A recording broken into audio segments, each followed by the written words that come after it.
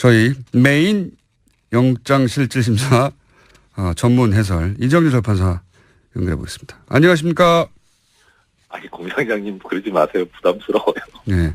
어차피 뭐 한 번밖에 없기 때문에 메인이라고 해봐야. 예. 자, 일단 이 영장 판사도 해보신 분이고 판사 생활 부장판사 하셨던 분으로서 자, 이렇게 법원이 특별히 변화된 게 없는데 네. 예를 들어서 질병이 났다든가 아니면 뭐 합의를 했다든가 또는 뭐 네. 기타 새로운 증거가 나온 게 없는데 그대로인데 이렇게 구속적부심 심사에서 인용되는 경우가 얼마나 있습니까?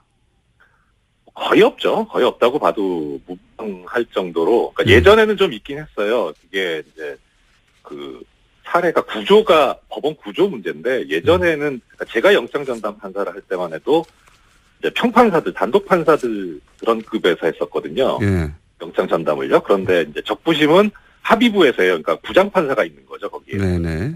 아무래도 급수가 이제 부장판사가 높잖아요. 예. 평판사보다. 그러니까 단독 판사가 본 거를 이제 부장판사급에서 볼 때, 뭐 잘못됐을 수도 있다 해가지고 바꾸는 경우가 왕왕 있긴 했어요. 근데 과거에는, 예. 예. 근데 과거엔 그랬는데 이제 검찰에서 평판사들이 하는 건 너무 좀 어리지 않냐, 판사급이 낮지 않냐 해가지고 지속적으로 이의 제기를 해서 요새는 거의 부장급에서 하거든요. 네. 그러니까 영장을 발부하는 사람하고 그다음에 그거를 나중에 이게 맞냐 틀리냐를 담당하는 적부심 담당 재판부도 다 지방법원 부장급인 거예요. 그렇군요. 그러니까 비슷비슷한 사람들끼리 하는데 뭐 아까 이제 공장장님 말씀하신 사정 변경도 없는데 이게 틀렸다라고 하기는 상당히 부담스럽잖아요. 그렇죠. 그러니까 이제 그런 이후에 그렇게 구조가 바뀐 이후에는 대체로 영장 발부 당시까지의 사정은 보지 말고 이후 거만 보자라는 쪽으로 공감대가 형성이 됐었어요.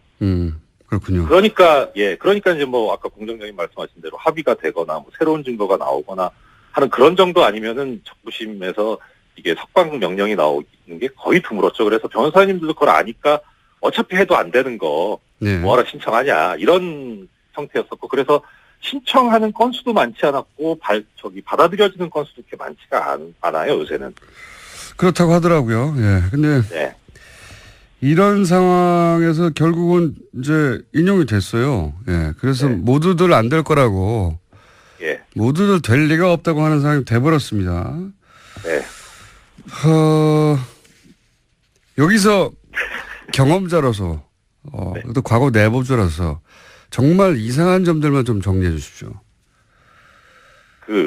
공장장님 저 뭐 어차피 시간이 부족하니까. 네. 항상 부족해하는 인생이었지 않습니까 우리가? 핵심 요약을 해주십시오. 예, 법리적으로 말씀드려요? 이상한 걸 말씀드려요? 이상한 걸 말씀해 주십시오. 알겠습니다. 네, 이상한 걸 중심으로. 이상한 거? 일단 지금 서울중앙지법 같은 경우에는 아까 말씀드린 대로 이제 적부심하는 담당자하고 영장 전담하고 급이 비슷하다 그랬잖아요. 네네. 근데 중앙지법 여기는 좀 구조가 특이해가지고 형사수석부에서 이제 적부심을 담당을 하는데 이 형사수석 부장이 지방법원 부장판사가 아니고 고등법원 부장판사예요. 예. 급이 높아요. 여기는 높다. 예, 높아요. 그런데 이 중앙지방법원 형사수석부장 자리가 어느 자리냐면 영장 전담 같은 경우에는 일단 발령만 그 법원으로 내고 실제 그 안에서 어떤 업무를 담당할지는 그 법원장이 정하는 거거든요. 어허. 예. 그런데 다만 이제 우리가 알고 있는 거는 서울중앙지법쯤 되면은 워낙 이제 큰 사건들이 많이 가니까 대법원장 의중에 있는 사람이 간다. 예. 사실상 알고 있는 거지 법적으로는 그래요. 예. 근데 이 형사수석부장 자리는 아예 대법원장이 찍어서 발령을 내는 자리예요. 그럼 양승태 대법관이 이전에 찍어서 발령했던 분이다? 그렇죠. 이건 뭐 법적으로 그렇게 돼 있는 거니까. 예, 예.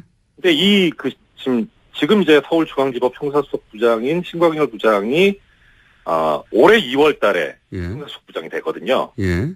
예, 이 형사수석부장 자리가 정말 얼마나 막중한 자리냐면은 이 자리를 거쳐간 사람들이 대체로 법원 행정처를 거쳤다가 대법관이 돼요. 뭐 예를 들어서 전에 법관 블랙리스트 얘기 나왔을 때 주범이라고 지목됐던 임종원 법원행정처 차장도 이 서울중앙지법 형사수석부장을 거쳤거든요. 대단한 요직이다.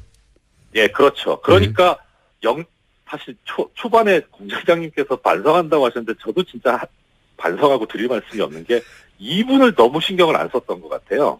음. 예, 그러니까 영장 전담이 지금 처음에는 좀 약간 이상한데 하다가 정말 이상하다까지 온 이런 지금 상황까지 됐는데 예. 그런데 하물며 영장 전담도 그런 수준인데 수석부장이면은 이건 이제 정말 뭐 말할 수가 없는 거죠. 그야말로. 그러니까 저희가 지속적으로 지난 몇 달 동안 다뤘던 영장 담당 판사들 이상한 판결을 한다. 이상하다. 양승태 전 대법관의 인사들이 그쪽 의중이 담긴 어떤 판결을 내리는 게 아니냐. 계속 이런 얘기를 해왔는데 이분은 더하다는 거죠. 그렇죠.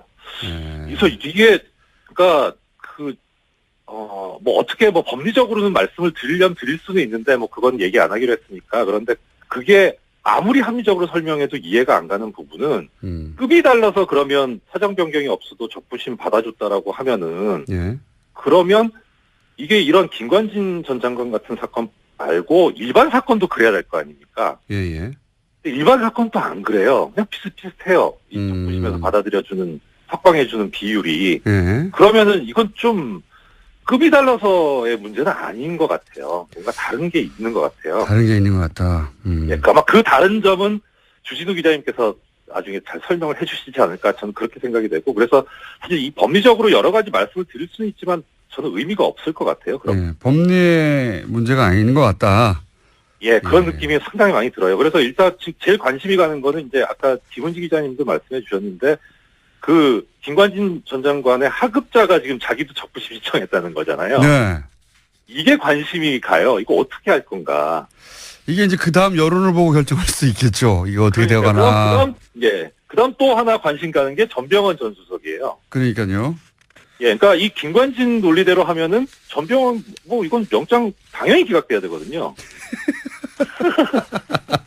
어떻게 구속 후 보수 매체들이 참군인 김정은이 가장 무서워하는 김관진 같은 구명 기사를 하루 이틀도 아니고 연일 번갈아가며 썼었죠. 왜 그랬을까? 김관진 전 국방장관의 여러 혐의 관련해 취재를 해온 주진우 기자 연결해 보겠습니다. 안녕하십니까? 안녕하십니까? 예, 관련 취재 오래 해온 사람으로서 김관진 석방이 이제 법리적 판단 이외에 어떤 사유가 있을 수 있다고 그런 의혹을 가지고 계십니까? 네네. 석방 이유가 댓글 관련 서류에 수백 차례 결제만 했을 뿐 지시가 없었다는 것인데 상명하복의 군 특성상 있을 수 없는 일이고요. 네, 그건 뭐 상식적으로. 범죄 행위에 대한 결제는 확실한 이행 지시, 곧 명령을 의미합니다. 군에서는 특별히. 양승태 대법원장의 오른팔, 그러니까 신광열 형사수석부장 판사가 직접 이분 정말 막후 실력자입니다. 이분이 직접 커밍아웃을 해야 할 만큼 법원은 안팎에서 다급하고 긴박하게 움직였습니다. 안팎에서 다급하고 긴박했다는 건 어떤 사정입니까? 구체적으로? 김관진이 구속되자 보수 세력의 코어가 직접 움직였습니다. 특별히 이명박 전 대통령 진영에서 분주하게 움직였습니다. 저는 그 이유가 김관진이 8년 넘게 국방부 청와대에서 무기 거래를 진두지휘한 사실상의 정점이라는 데서 찾고 싶습니다. 록히드 마틴, 그리고 사드의 국내 반입, 그리고 무기 거래의 그 숨은 계좌, 이 부분에 가장 중요한 사람이 김관진이었습니다. 그런 의혹을 가지고 계시다. 네. 그럼 주진우 기자가 그런 의혹을 가지고 오랫동안 취재해 온 것은 제가 알고 있는데 검찰도 혹시 김관진 전 국방장관에게 그런 무기 사업과 연루된 혐의를 두고 있었나요? 예. 이번 구속영장은 이번에 구속된 이유는 사이버 사령부에서 댓글 공장의 주범이라는 판단 때문이었습니다. 네, 그렇죠. 근데 그 이외에도 청와대에서 세월호 일지를 조작한 혐의가 드러났었고요. 그리고 결국 검찰이 승부를 보려고 했던 것은 이명박 박근혜 정부의 무기 관련 거래 내용이었습니다. 이 부분에 대해서도 상당한 혐의를 두고 있었습니다. 김관진 장관이 무기 사업과 관련해서 입을 열 경우 보수, 그러니까 대한민국 보수의 뿌리가 통째로 뽑힐 거라는 위기감이 있었던 것으로 저는 파악하고 있습니다. 그리고 여기서 핵심은 구속영장은 사이버사령부 댓글 공작으로 청구된 것이긴 하나 검찰에서는 무기 사업과 관련해서 또 혐의를 두고 있었다. 그렇습니다. 이게 이제 검찰 쪽에 그런 판단이 있었다고 하는데 미국 쪽에도 이런 취재를 주진 기자 오랫동안 해왔지 않습니까? 미국 쪽에서도 혹시 들은 이야기는 없습니까? 그렇습니다. 제가 이 혐의 때문에 지난달 미국 워싱턴에 방문했었는데요. 미국 그 정부 관계자들도 이 부분에 대해서 조금 깊이 보고 있습니다. 김관진 청와대 전 안보실장이 이명박 박근혜 탄핵 이후에 지난 1월과 3월에 미국에 급히 방문했었어요. 그때 사드 배치를 당겨달라 이런 얘기가 있었지만 뒤에서는 여러 다른 방산 업체와 관련된 작업에 있었던 것으로 미국 정부 관계자들도 증언하고 있습니다. 그러니까 사드를 신속히 배치해달라고 갔지만 그렇다면 그 결정은 미국의 정부 관계자가 하는 일인데 네. 정부 관계자만 만난 게 아니라 방산업체 관계자들과도 따로 만났다. 예. 그래서 방산업체 관계자들과의 만남에 대해서 미국에서도 기본적으로 들여다보고 있다. 관계 당국들이. 김관진 전 장관을 어느 업체와 특별히 로키드 마틴과 특별히 결탁된 사람으로 보고 있었습니다. 미국에서도. 예. 국내에서도 그런 얘기는 많이 나왔습니다만 확실한 물증이 없다 보니까 이제 그런 의혹만 여기저기서 제기되고 말았는데 미국에서도 그런 혐의를 두고 있다. 네. 김관진 장관이 워싱턴에 머물렀을 때 로키드하고 그때 결탁된 것으로 그리고 여러 가지 한 2년 정도 가족과 함께 머물렀죠. 네, 그렇습니다. 그래서 그때 만났다. 가족과 김관진 장관의 뒤를 봐주고 여러 가지 친밀한 관계에 있다는 것은 명확한 것 같습니다. 알겠습니다. 미국에서도 그런 혐의를 두고 관계 당국이 들여다보고 검찰도 그런 의혹을 가지고 있다. 그래서 이 무기 사업 8년이나 핵심 요직이 있었으니까 이명박 박근혜 정부 시절 특히 이명박 정부 시절에 요직 인사들이 김관진 전 장관의 구속을 굉장히 불안하게 바라봤고 그리고 움직임이 있었다. 이렇게 파악하고 계신 거죠? 예. 이명박 정부 시절부터 그러면 무기 사업에 관여를 했다고 했는데 무기 사업 말고 이명박 정부 시절에 어떤 역할을 한 겁니까? 김관진 장관이? 사실 김관진 장관이 노무현 정부 때는 전시작전권 환수만큼은 확실하게 자기가 하겠다 이러면서 큰 소리 치고 다녔어요. 그런데 이명박 정부 들어서 국방부 장관이 되자마자 갑자기 바뀝니다. 그래서 예비군 훈련 사격장에 김정일, 김일성 사진을 막 걸어놓고 거기를 관역으로 삼아서 막 사격을 하라고 하는 식으로 하고 도발하기 시작합니다. 그리고 강경 발언을 마구 쏟아냈습니다. 그런데 이때 참군인 하지만 참 정치군인의 길을 걷기 시작했다고 저는 봐요. 근데 이때 가장 김관진 장관이 신경 썼던 부분이 북한 부분이 아니었고 기무사와 사이버 사령부를 동원해서 민간인 사찰을 하고 댓글 공작을 하는 그러니까 정치적인 길을 걷는 것에 가장 큰 공을 들였어요. 그래서 낙곰수를 종북방송으로 규정하고 사찰당하고 공격했고 저희들 그랬었습니다. 근데 이분이 가장 큰 일을 했던 것은 뭐냐면 2012년 대선 때 서울고 동문 원세훈 전 국정원장하고 이렇게 짝을 이뤄서 대선에 본격적으로 개입했습니다. 군을 동원해서 원세훈 국정원장과 서울고 동문이에요? 네, 그렇습니다. 재밌는 그래서 얘기네.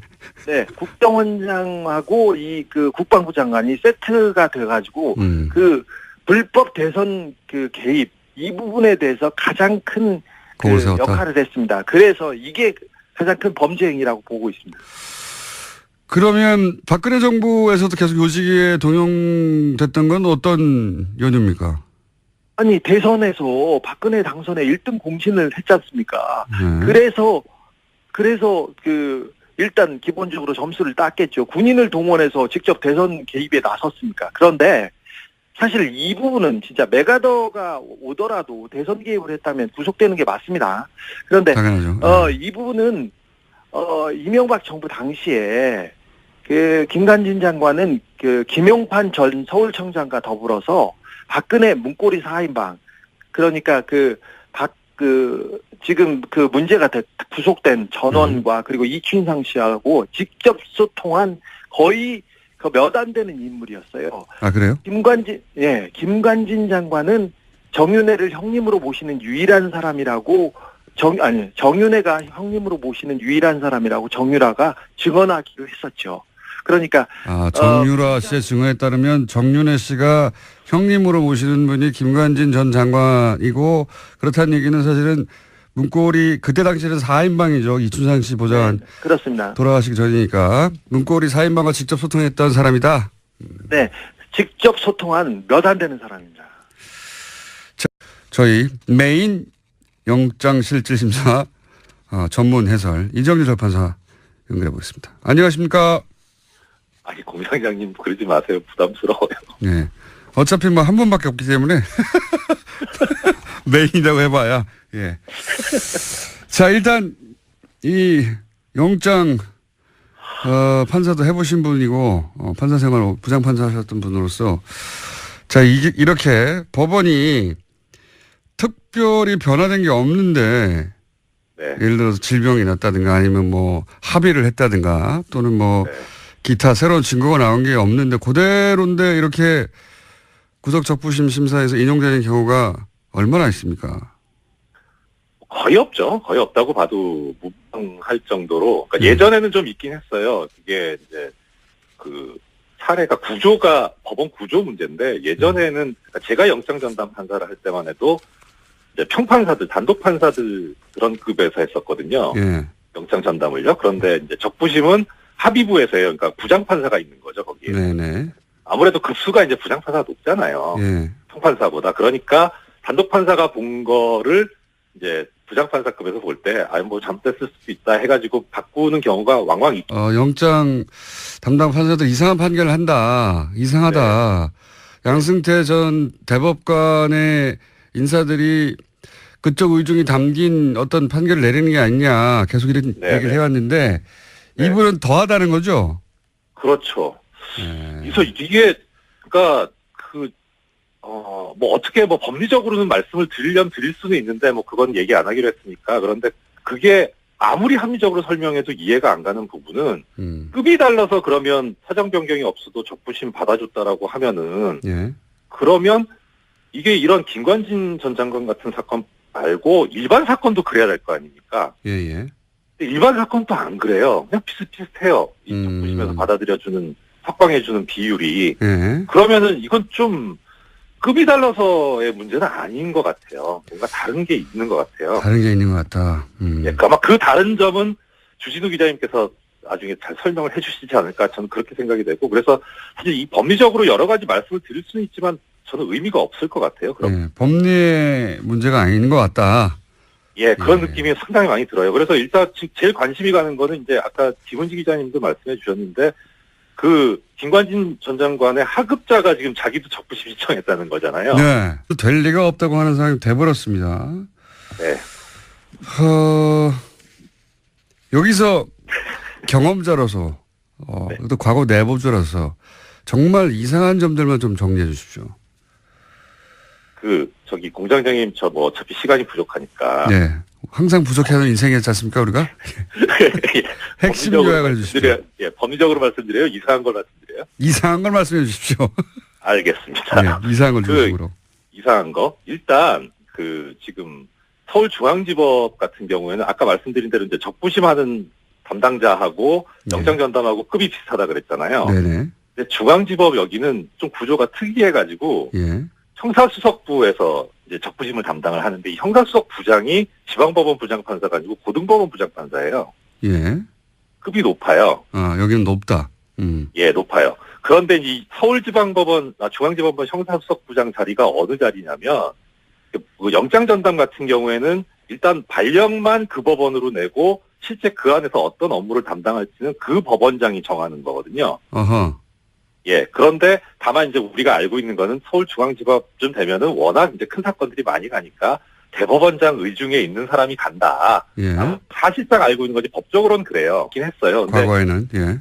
예. 근데 과거엔 그랬는데 이제 검찰에서 평판사들이 하는 건 너무 좀 어리지 않냐. 판사급이 낮지 않냐 해가지고 지속적으로 이의 제기를 해서 요새는 거의 부장급에서 하거든요. 네. 그러니까 영장을 발부하는 사람하고 그다음에 그거를 나중에 이게 맞냐 틀리냐를 담당하는 적부심 담당 재판부도 다 지방법원 부장급인 거예요. 그렇군요. 그러니까 비슷비슷한 사람들끼리 하는데 예. 뭐 아까 이제 공장장님 말씀하신 사정 변경도 없는데 이게 틀렸다라고 하기는 상당히 부담스럽잖아요. 그렇죠. 그러니까 이제 그런 이후에 그렇게 구조가 바뀐 이후에는 대체로 영장 발부 당시까지의 사정은 보지 말고 예. 이후 거만 보자라는 쪽으로 공감대가 형성이 됐었어요. 그렇군요. 그러니까 이제 뭐 아까 공장장님 말씀하신 대로 합의가 되거나 뭐 새로운 증거가 나오거나 하는 그런 정도 아니면은 적부심에서 이게 석방 명령이 나오는 게 거의 드물었죠. 그래서 변호사님들도 그걸 아니까 어차피 해도 안 되는 거 네. 뭐하러 신청하냐 이런 형태였었고 그래서 신청하는 건수도 많지 않았고 받아들여지는 건수도 그렇게 많지가 않아요 요새는. 그렇다고 하더라고요. 예. 근데 네. 이런 상황에서 결국은 이제 인용이 됐어요. 예. 그래서 네. 모두들 안 될 거라고. 예. 모두들, 예. 근데 이 형사수석부장 자리는 아예 대법원장이 찍어서 발령을 내는 자리예요. 그럼 양승태 대법관이 이전에 찍어서 발령했던 분이다? 그렇죠. 이건 뭐 법적으로 이렇게 돼 있는 거니까. 예, 예. 근데 지금 이제 서울중앙지법 형사수석부장인 신광열 부장이 올해 2월 달에 예. 형사수석부장이 되거든요. 예.